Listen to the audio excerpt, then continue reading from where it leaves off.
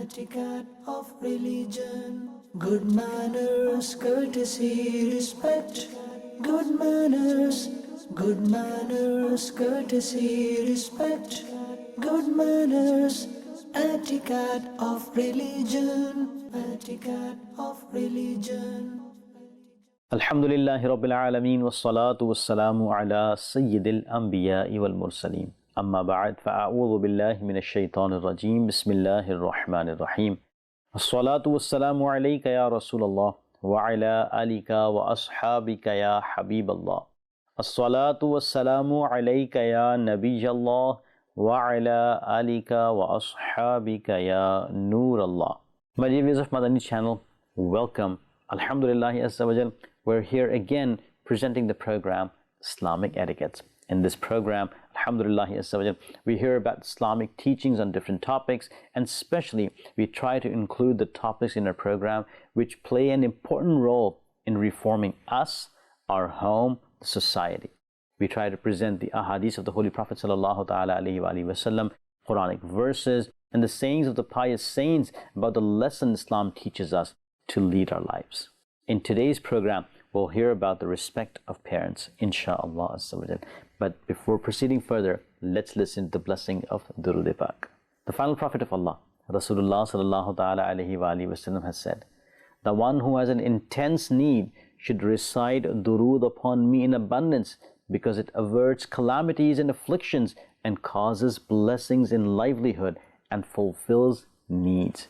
Subhanallah. Sallu ala al-Habib sallallahu ta'ala ala Muhammad sallallahu ta'ala alayhi wa alihi wa sallam. Hai Hasan khare gham ko dil se nikal, gham zadon ki hai gham gusar durood. Sallu ala al-Habib sallallahu ta'ala ala Muhammad sallallahu ta'ala alayhi wa alihi wa sallam. My dear viewers of Madani Channel, in this world, parents are a great bounty, a great ni'mat of Allah subhanahu wa ta'ala.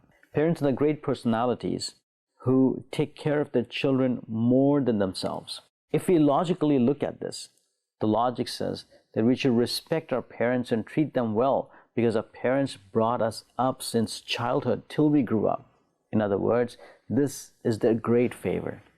They bore hardship and brought us up and trained us. Hence, they're very respectable. In Islam, a special rank or status for parents has been stated. The lesson to respect them and take care of them is given. Even when Allah subhanahu wa ta'ala gave us the order to worship Him in the Holy Quran, at the same time, He gave us the order to treat parent with goodness. From this, we should gauge how great is the rank of parents in Islam and how important is their respect. In today's program, insha'Allah, we're going to share some points in this regard. Allah subhanahu wa ta'ala says in the Holy Quran, translation from Kanzul Iman, "And your Lord has commanded not to worship anyone except Him, and treat parents with goodness. If one of them or both reach old age in front of you, so do not say even to them, and do not scold them, and speak to them words of respect." My dear Madani Channel, the point to think here is that Allah subhanahu wa ta'ala has given the order of His worship, and the order which is mentioned right after this is to treat parents with goodness. As it is mentioned in Tafsir Kabir, after giving the order of worship, Allah Almighty gave the order to treat parents with goodness. The wisdom behind it is that the real cause of existence of a person is the creation of Allah Almighty, whereas the apparent source is his parents. Therefore, Allah Almighty first gave the order to revere the real cause of a person's existence, and then the order to respect the apparent source. The meaning of the verse is that your Lord ordered you to treat your parents extremely well, because just like your parents have done a great favor to you, it is also compulsory for you to treat them with goodness. My dear viewers of Madani Channel, from this verse and its commentary, we learn that how important it is to treat parents with goodness. Now, to further increase the importance of parents and the respect in the heart, let's listen to the saying of the final Prophet sallallahu ta'ala alayhi wa sallam. So then Abu Hurairah radiallahu ta'ala anhu narrates that a person asked, "Ya Rasulullah sallallahu ta'ala alayhi wa sallam, who deserves a favor most?" He sallallahu ta'ala alayhi wa sallam replied, "Your mother," i.e. the mother has the biggest right. He asked, "Who is after her?" He sallallahu ta'ala alayhi wa sallam replied, "Your mother." He asked, "Who is after that?" The the Holy Prophet sallallahu ta'ala alaihi wasallam again mentioned the mother. He asked, who is after that? He replied, your father, sallallahu ta'ala alaihi wasallam. Sayyidina Abdullah ibn Umar radiyallahu ta'ala anhu narrates that the Holy Prophet sallallahu ta'ala alaihi wasallam said, the person who does more favor is the one who treats his father's friends with goodness in case of his father's absence, i.e., after the demise of his father or after he leaves somewhere. My dear viewers of Madani Channel, in these sayings of the Holy Prophet sallallahu ta'ala alaihi wasallam, where the immense importance of the mother is stated, at the same time, the order of treating her well is also given, and especially the order of treating the father with goodness is given. We should gauge the importance of treating the parents with goodness from the point that if father passes away, the order of treating his friends with goodness is given. Sayyidatuna Asma radiyallahu ta'ala anha states, when the Quraysh made an agreement with the Holy Prophet sallallahu ta'ala alayhi wa sallam, my mother, who was a polytheist, came to me. I asked, Ya Rasulullah sallallahu ta'ala alayhi wa sallam, my mother has come. Either she is inclined to Islam or she has turned away from Islam. Shall I treat her well? He sallallahu ta'ala alayhi wa sallam replied, treat her well. It means that even a non-Muslim mother should be treated well. Sayyidatuna Aisha Siddiqa radiyallahu ta'ala anha narrates that the Holy Prophet sallallahu ta'ala alayhi wa sallam said, I went to paradise and heard the recitation of the Holy Quran. I asked, who recites this? The angels replied, he is Haritha ibn Nu'man.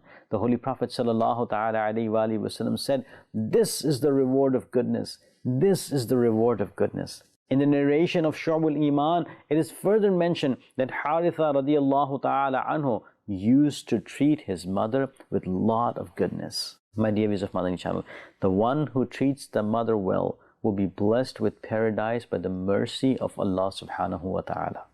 We should also treat our parents well, serve them, and if they have difficulty, we should support them, we should take care of them.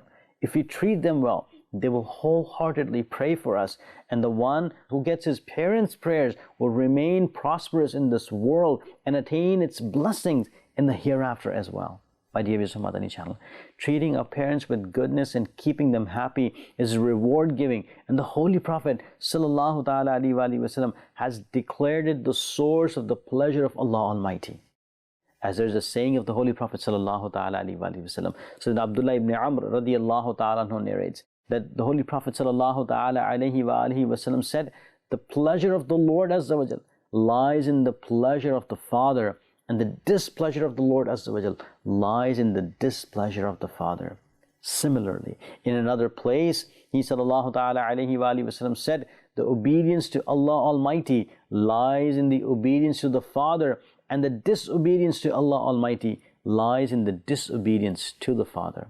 Ala Hazrat Imam Ahmad Raza Khan rahmatullahi ta'ala states a narration whose summary is that the holy companion radiyallahu ta'ala anhu arrived in the court of Rasulullah sallallahu ta'ala alayhi wa sallam and said, Ya Rasulullah sallallahu ta'ala alayhi wa sallam, I used to treat my parents with goodness in their life. They have passed away. How can I treat them with goodness now? He sallallahu ta'ala alayhi wa sallam replied, good treatment after their passing is that along with your salah, you offer salah for them, and along with your fasts, you fast for them as well.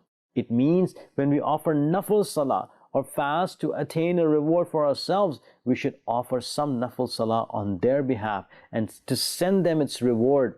Or when we offer salah or fast or perform a good deed, we should also make an intention to send its reward. Thus, its reward will be granted to them, and our reward will not decrease either.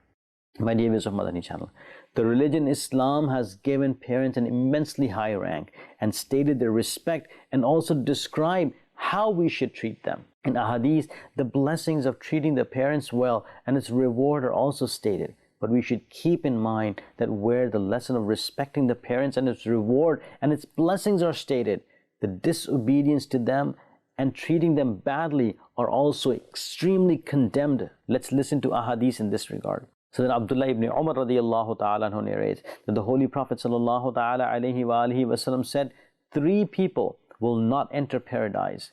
The one who disobeys his parents. Number 2, the youth. And number 3, the woman who adopts resemblance with men. Final Prophet of Allah, Rasulullah sallallahu ta'ala alayhi wa sallam said, Allah Almighty will forgive every major sin which He wills except disobedience to parents, whereas a person will get the punishment of disobedience to parents right in his life before his death. Allahu Akbar. My dear viewers of Madani Channel, in our society, unfortunately, a trend has started that people swear at one another on trivial matters. It is declared quite bad in Islam and has been condemned in ahadith as well. Where respect of parents was stated in ahadith, it is also stated that we should not swear at anyone's parents because of it, as if we are swearing at our own parents. The Holy Prophet sallallahu ta'ala alayhi wa alihi wasallam said, this is from the major sin that a person swears at his own parents.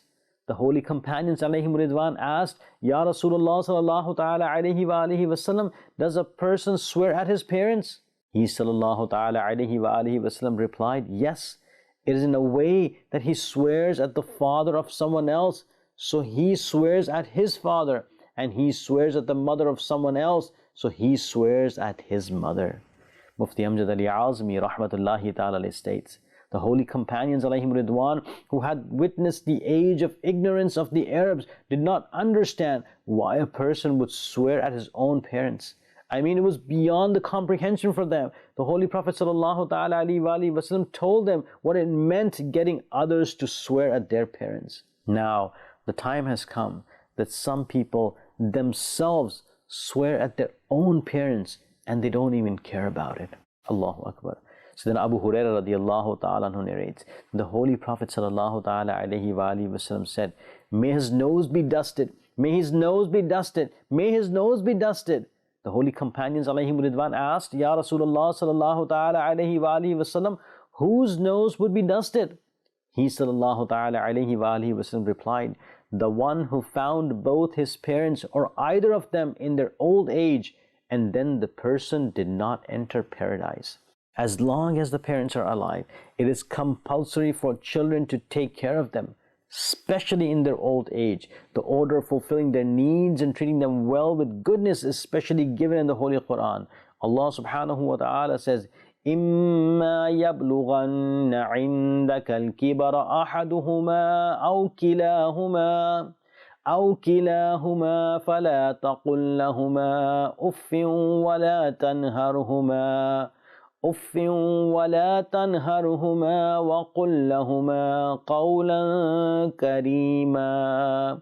Translation from Kanzul Iman, if one of them or both reach old age in front of you, so do not say even to them, and do not scold them, and speak to them words of respect. It means that if our parents have become feeble and no longer have strength in their limbs, and just like we were in their hands without strength in our childhood, if they were with us in their final age, we should not even say to them. In other words, we should not say any word which shows that it has burdened them, and we should not scold them, and should speak to them greatly, gently, with good manners. Nobody should call his parents by their names. This is against the manners and it hurts them, but if they're not present before us, it is permissible to mention them by their names. Secondly, we should speak to our parents just like a slave or servant speak to his owners. Our tone should be low, so low that such that if we are present in the company of our parents and we are talking to them, it should appear as if a servant is talking to his owner. After listening to these verses and ahadith, it becomes clear to every conscious person that the great teaching of treating parents with goodness and fulfilling their rights, which Islam has given to its followers, is exactly in conformity with human nature. At present, elderly parents in non-Muslim countries have fallen victim to such a delicate situation that their young children are not ready to look after them and serve them and support them in any way. Therefore, their governments are compelled to establish such shelter homes where elderly and sick parents would spend the final days of their life. But what a beautiful lesson Islam teaches us. Islam has given us that it is stated the right of our parents over their children even after their passing, and ordered them to look after them. May Allah subhanahu wa ta'ala enable us to treat our parents well and to serve them, and enable those whose parents have passed away to send them reward in abundance. May Allah subhanahu wa ta'ala bless us with goodness in this world and hereafter. Ameen. Bijahin Nabil Ameen. sallallahu ta'ala alayhi wa alihi wa sallam. Sallu ala al-Habib sallallahu ta'ala ala Muhammad sallallahu ta'ala alayhi wa alihi wa sallam. Etiquette of religion, good manners, courtesy, respect, good manners, courtesy, respect, good manners, etiquette of religion, etiquette of religion.